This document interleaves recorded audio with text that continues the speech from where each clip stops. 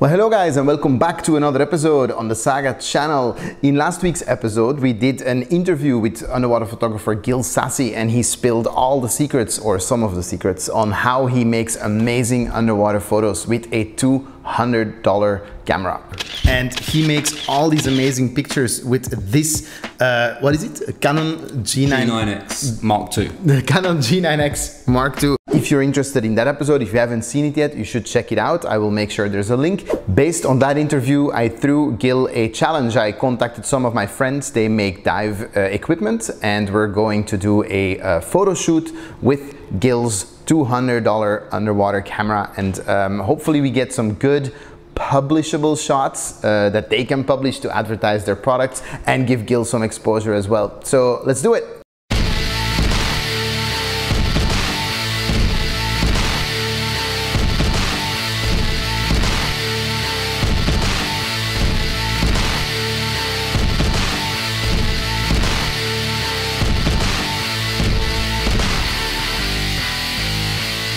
Back with Gil Sassi.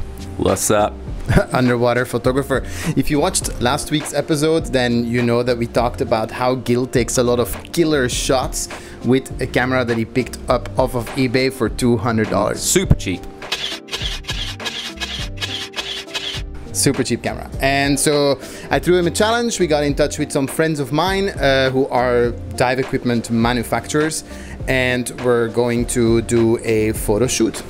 Looking forward to it. I mean, you're gonna do a photo shoot. I'm gonna do the photo shoot. You're gonna video me photographing. Yeah, and we have a model, of course. And so what are we gonna shoot today is we're going to shoot, we see them behind us, they're Ocean Technology Systems Guardian masks. Little plug, go check out their social media, I'll put it below. Yeah, Gil, let's have a look at the masks, shall we? Let's do it. I know that you're not per se a fan of like too many colors, just like me, but they need photos of the colored product. Yeah, so that's what we're gonna do. Let's do a little briefing on what's required. So we have a blue one and a pink one, and a couple of details, Gil, from the manufacturer. So any like dust and like water droplets and spots, that's a no-go. Big no. So maybe we can prevent a lot of post-production work by just getting rid of it now, cleaning it. Very clear photos, natural looking photo. I sometimes take very like dreamy looking photos, but they're actually not a fan of that. So naturalism, can you do that? Well, I'll do my best. Yeah. Okay, great. And I think that's mostly it, to be honest. Just a realistic application. We're gonna go out on a boat, do 2 dives on the local reef here in Utila with the College of Diving, and then Gil, you're gonna get some good shots. Yeah, we're gonna go down there. We've got a couple of sexy models, you being one of them, and we're gonna see what sort of cool shots we can get. Can I ask you a question first? Yeah. So when I go shooting, I never know, we talked about this the other day, I actually never know what I'm going to do. I mean, sometimes I have a shot in my head that I want to try to create, but I actually think it's the worst. Right. When you're like trying to like create something that's already in your head. Yeah. So most of the time I go with nothing, and I'm like super nervous because the photos don't exist. And then suddenly when I come back, they exist, and I don't know what happens in between. Yeah. Is that what's your process? Yeah, I don't really have like a plan. A lot of it will be like depending on like what the light's doing on the day. If we get some like really good light, we'll stay nice and shallow, then I'll shoot a certain way depending on what that light is doing. If the light isn't good, then we're gonna have to make another plan and see how we go. But I normally just wing it and see what comes up. Let's wing it.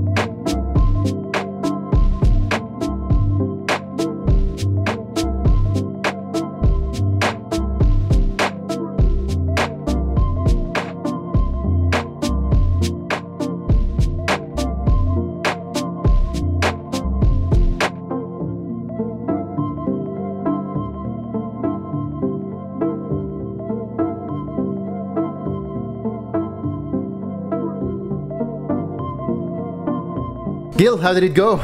It was good. It was great. It was super fun. Yeah, we had two very different dives. We had the first dive was kind of, we were really lucky. We had like beautiful sunshine over us the whole time. So we got our model Megan to kind of sit in between me and the sun and like use those light beams for some really cool effects. And then the second dive, everything kind of changed, and on the surface interval the clouds came over and it was really moody. We got in the water, it was like full of particles, and it was like, oh.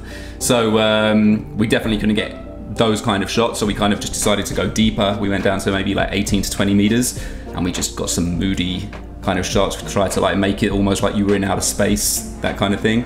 And I think the shots have come out pretty good. Yeah, I think I'm a big fan of that, and I think you know that too. Like whenever the conditions aren't in your favor, lean into it. Don't try to overcompensate, because you'll lose so much. You'll just get a kind of crappier version of the shots that you can get on another day when the weather's good. So just kind of better just to go with it, embrace the conditions and make the most out of it. So we talked about we never know what we're gonna do sort of going into it.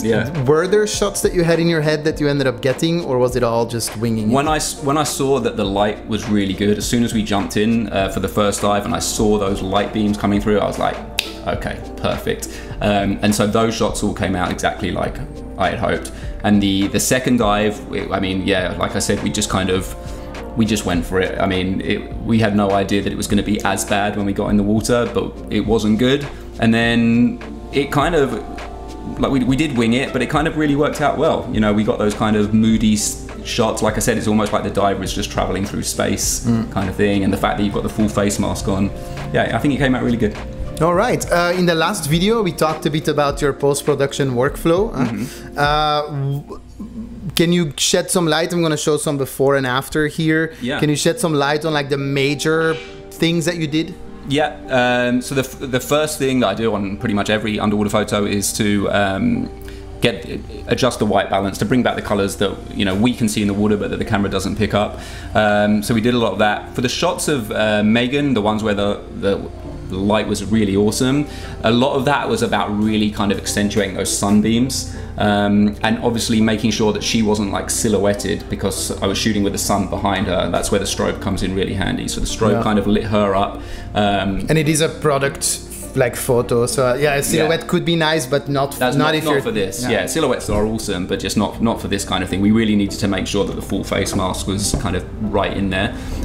So using the strobe to light her up meant that in post she was already lit, and I just had to adjust the colors a little bit, kind of dehaze the sky to really like bring it out, and then get rid of a few dust and scratches, and that was kind of it really. Worked out pretty well. People are going to hate you because they think, oh, just a few dust and scratches. No, I mean, realistically, it probably took me, 25 minutes, 30 minutes to edit each photo. So it's not like a tiny process. Just when I say it, it sounds quick, but in reality, it does take a while. Okay, super cool. I think already that's interesting to be like, oh, 25, 30 minutes is how long I should. So yeah, good news then. I sent them over to Ocean Technology Systems, OTS, the manufacturer of the product. And so this video airs on Thursday.